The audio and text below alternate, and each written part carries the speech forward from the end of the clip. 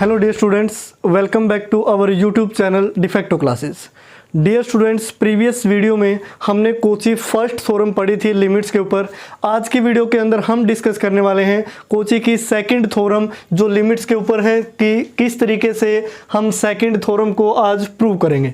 तो dear students, अगर आपको वीडियो पसंद आती है तो वीडियोज़ को लाइक ज़रूर किया करें, कमेंट में अपने रिव्यू दें वीडियो के लिए, और चैनल से अपडेटेड रहने के लिए चैनल को सब्सक्राइब करके बेल आइकन को प्रेस कर लें ताकि वीडियो डालते ही सबसे पहले नोटिफिकेशन आप तक पहुंचे। तो शुरुआत करते हैं आज की वीडियो की। बड़ी सिंपल सी थ्योरम है, सिंपल से वर्ड में मैं आपको समझाऊंगा कि किस तरीके से हम इसको प्रूव कर सकते हैं। एग्जाम के पॉइंट ऑफ व्यू से काफी इंपॉर्टेंट है क्योंकि काफी बार एग्जाम में ये रिपीट हो चुकी है। तो स्टेटमेंट आपके सामने है, Kochi second theorem on limit.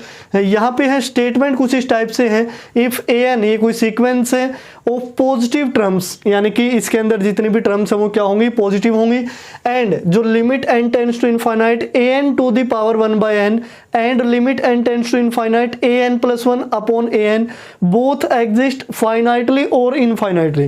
भी ये दोनों लिमिट एग्जिस्ट करती है, चाहे वो फाइनाइटली हो या फिर इनफाइनाइटली हो।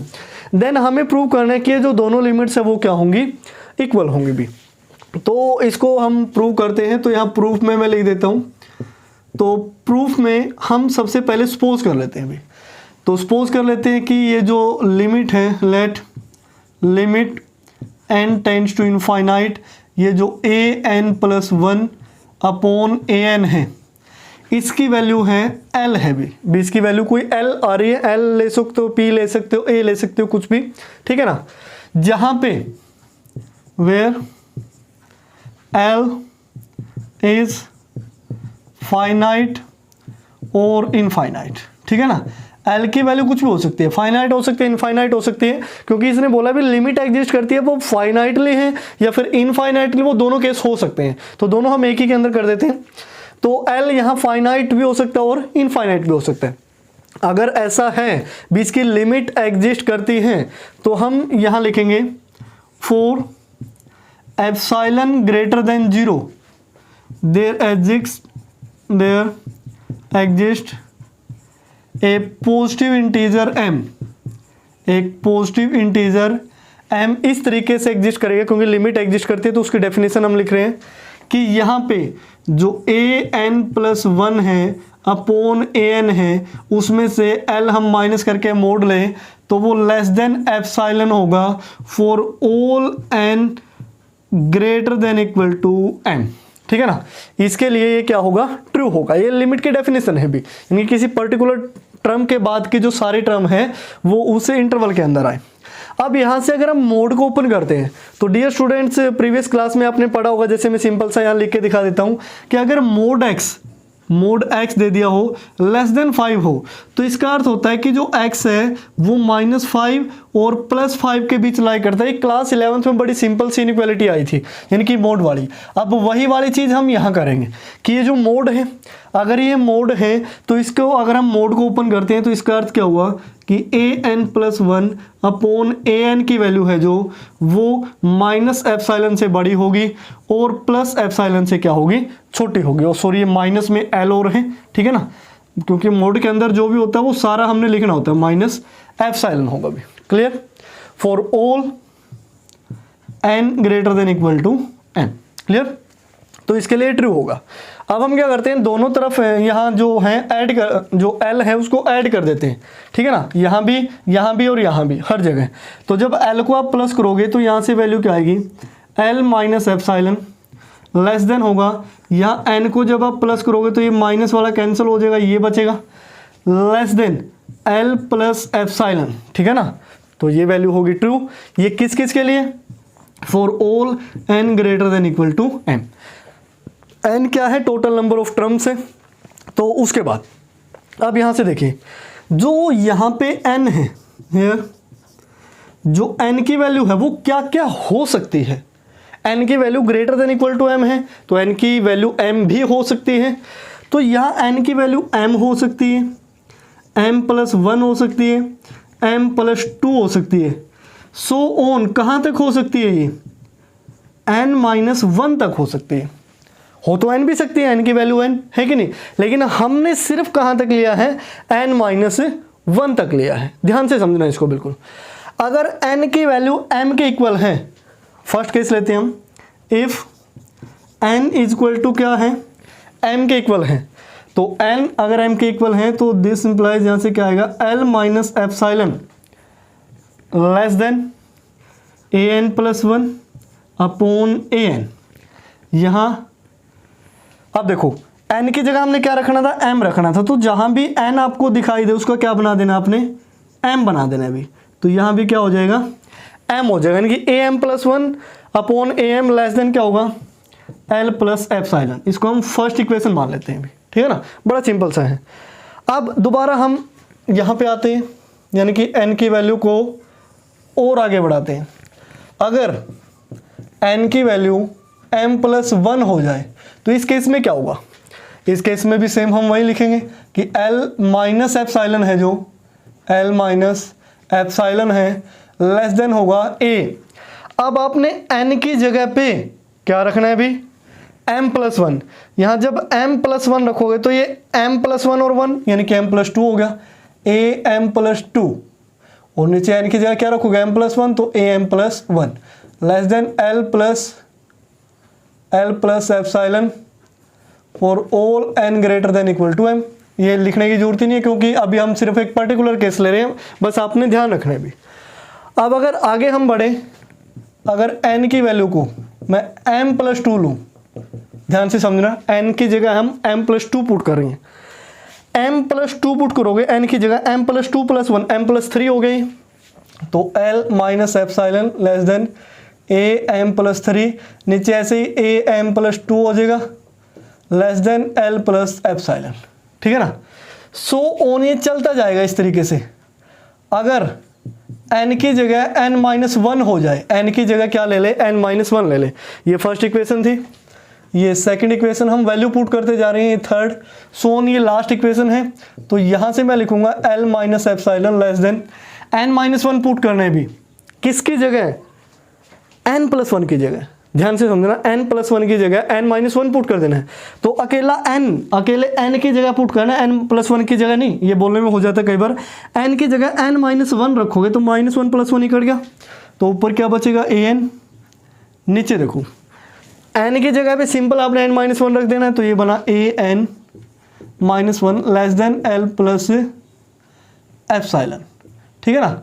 सो इसको हम मान लेते हैं कि ये स्टार इक्वेशन है, क्लियर, b1 2 3 4 सो ये स्टार होती जा रही है इस तरीके से। तो अब यहाँ ध्यान से देखिए, अब हम मल्टीप्लाई करते हैं इन इक्वेशंस की, multiplying equations first second comma third, so on ये जितनी भी इक्वेशन बन रही है स्टार, ठीक है ना। अगर मल्टीप्लाई हम कर लेते हैं तो हमें क्या मिलता है वो देखिए। सबसे पहले ये लेफ्ट साइड वाली मल्टीप्लाई होगी, l minus epsilon, l minus epsilon, l minus epsilon, l minus epsilon. कितनी बार रिपीट हुआ है ये l माइनस एप्सिलॉन, इसको समझिए। यहाँ l माइनस एप्सिलॉन है, इसकी पावर में क्या आएगा, क्योंकि है ही l माइनस एप्सिलॉन, दूसरी कोई वैल्यू नहीं है मल्टीप्लाई में। अब ये देख लेना, अगर ये 5 बार रिपीट हुआ है तो पावर 5 लिख देंगे, 10 बार रिपीट हुआ है तो पावर 10 लिख देंगे, 100 बार है तो 100 लिख देंगे, है कि नहीं। अब जो टोटल हमारे पास टर्म थी 1 2 3 4 सो ऑन, बीच में कहीं m था और लास्ट में क्या था, n था, है कि नहीं। और n से पहले क्या था, n माइनस 1 भी था, फिर n आया है। अब अगर हम पहली m टर्म को हटा दें, लास्ट वाली सारी ले लें, तो कितनी टर्म बचेगी, n में से m घटा दे, इतनी टर्म बचेगी। लेकिन हमने क्या किया कि ये जो लास्ट वाली nth टर्म है ये छोड़ दी, लेकिन एक आगे वाली उठा ली, m उठा ली, यानी कि सर्कल वाला केस ले लिया। अब टर्म तो कम ज़्यादा नहीं हुई, टर्म तो वही कितनी, n माइनस m है, क्योंकि पीछे से एक छोड़ दी, आगे से एक उठा ली, बात एक है। तो कितनी हुई है, n माइनस m हुई भी। तो यहाँ से इसकी पावर कितनी बनेगी, n माइनस m बनेगी, तो n minus m power less than. अब इन सभी की मल्टीप्लाई करनी है, फर्स्ट को लिख देता हूँ मैं, a m plus 1 by A M, ये फर्स्ट हो गया। सेकंड इनटू में a m प्लस 2 बाय में a m प्लस 1 इनटू में a m plus 3 upon a m plus 2, so on multiply होती रहेगी, लास्ट में आएगा ए एन और A N minus one less than, ऐसे यहाँ L plus epsilon, L plus epsilon की पावर वही क्या बनेगी, एन माइनस एम बनेगी भी। क्लियर, क्योंकि उतनी टर्म थी जितना लेफ्ट साइड है उतनी राइट साइड होगी टर्म। क्लियर। अब जब आप चेक करोगे तो ये इस तरीके से कटता चलेगा, ए एम प्लस वन से, ए एम प्लस टू से ये सो ये लास्ट तक ऐसे कट जाएगा भी, है ना, ऐसे तिरछे में टेढ़े में इस तरीके से चल रहे हैं। तो यहाँ से क्या बचेगा कि L minus epsilon to the power L minus N minus M less than, यहाँ से बचा A N upon A M less than L plus epsilon to the power N minus M. Clear. अब ये वैल्यू बच गई भी, लेकिन हमें प्रूव करना है कि जो ये वाली लिमिट हमने एल ली है वो इसके इक्वल आएगी, यानी कि इसकी लिमिट की वैल्यू है जो एन टेंड्स टू इनफाइनाइट, अगर इसको भी हम यही प्रूव कर दें कि ये एल ही आएगा तो हमारा काम हो जाएगा। तो यहाँ से प्रूव करने के लिए हमें A N to the power one by N चाहिए, लेकिन यहाँ तो A N upon A M आ गया, गड़बड़ होगी। यानी कि सबसे पहले तो ये ए एम हटाना पड़ेगा, तो मल्टीप्लाई कर दो ए एम से। ए एम से जब मल्टीप्लाई करोगे तो ए एम यहाँ मल्टीप्लाई होगा इनटू में एल माइनस एप्साइलन की power N minus M less than, यहाँ बचा अकेला A N less than A M यहाँ भी मल्टीप्लाई हो गया L plus epsilon to the power N minus M. ठीक है ना, बड़ा सिंपल सा हो गया इस तरीके से। लेकिन अब भी बात नहीं बनी हुई, वन बाय एन की पावर जो ए एन है उसकी पावर में क्या चाहिए, वन बाय एन चाहिए हमें। तो taking power one by n, तो सभी की पावर हम क्या ले लेते हैं, वन बाय एन ले लेते हैं। तो यहाँ से देखिए a M to the power one by N, यहाँ एल माइनस एप्साइलन की पावर वन बाय एन यानी कि एन माइनस एम है, और इस पूरे की पावर क्या है, वन बाय एन है, less than A N to the power one by N less than यहाँ A M to the power one by N, और यहाँ से देखो एल प्लस एप्साइलन की पावर एन माइनस एम और पूरे की पावर वन बाय एन। ठीक है ना। अब फोकस इस पे करना आपने, यही चाहिए था, यही हमें मिल गया। अब हम लिमिट लगा देते हैं, अप्लाइंग लिमिट।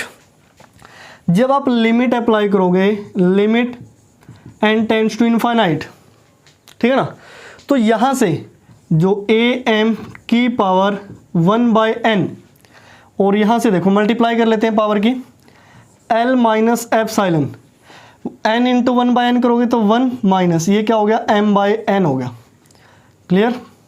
उसके बाद लेस देन, ये एज इट इज़ यहाँ भी लिमिट अप्लाई होगी। ठीक है ना, कि limit N tends to infinite A N की पावर वन बाय एन, यहाँ भी लिमिट अप्लाई होगी, limit N tends to infinite A M to the power one by N, so यहाँ एल प्लस एप्साइलन की जो वैल्यू है इसकी power क्या हो जाएगी, one minus m by n, same जैसे यहाँ हुई थी। ठीक है ना, तो ये केस हो गया अभी। अब जैसे जैसे आप एम जो एन को है इनफाइनाइट अप्रोच करवाओगे, इनफाइनाइट वैल्यू रखोगे, तो वन अपॉन इनफाइनाइट जीरो हो गया, something to the power zero one हो गया, यानी कि ये वाला जो रिजल्ट बना वो वन हो गया। ये वाला रिजल्ट कितना आया, वन।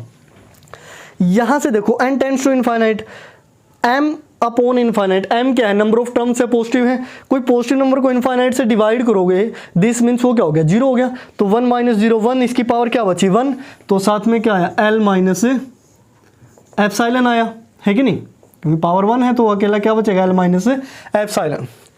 यहाँ सेम एज इट इज है, भी ये तो हमने निकालना ही था, तो limit N tends to infinite A N to the power one by n, तो लेस देन, ठीक है ना, इसकी तो वैल्यू हमें निकालनी थी ना।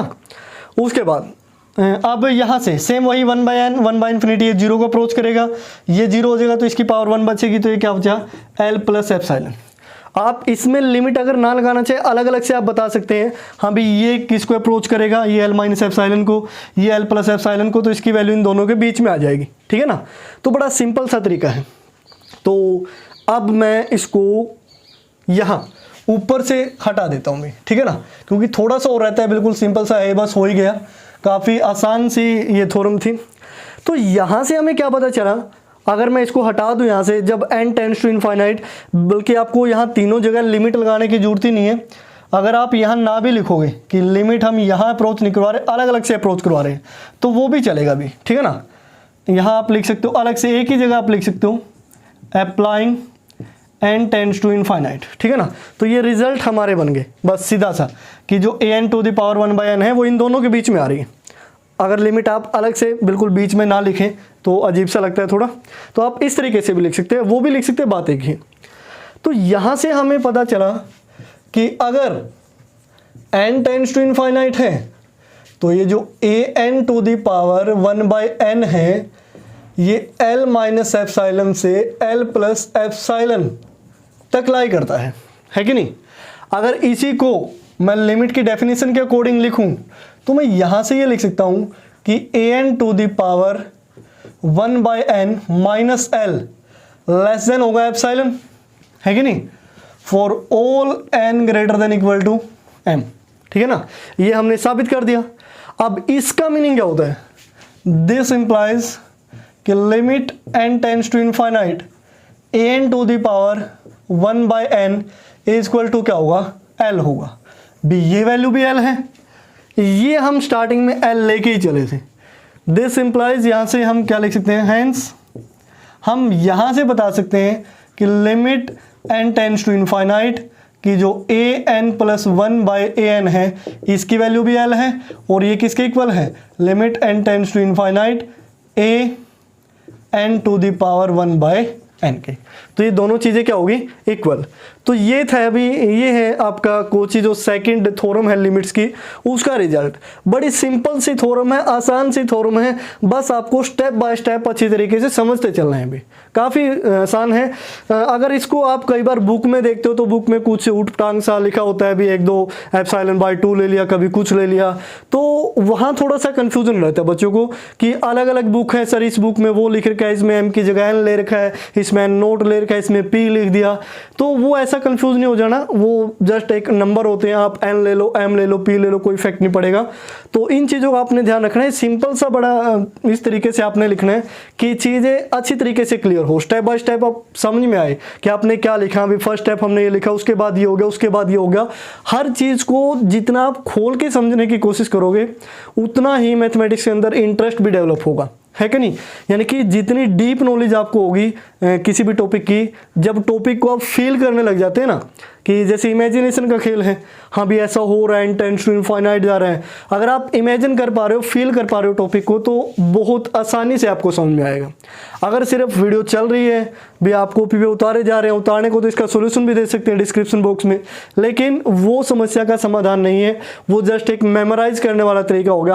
हम याद कर लेंगे सर इसको, लेकिन एक चीज़ आप हमेशा याद रखना कि मैथमेटिक्स को आप कभी भी याद नहीं कर पाएंगे, ये सिर्फ आपको समझना ही पड़ेगा। समझोगे तो बेटर है, अगर याद करोगे तो आप लंबे टाइम तक कभी भी नहीं चल पाओगे।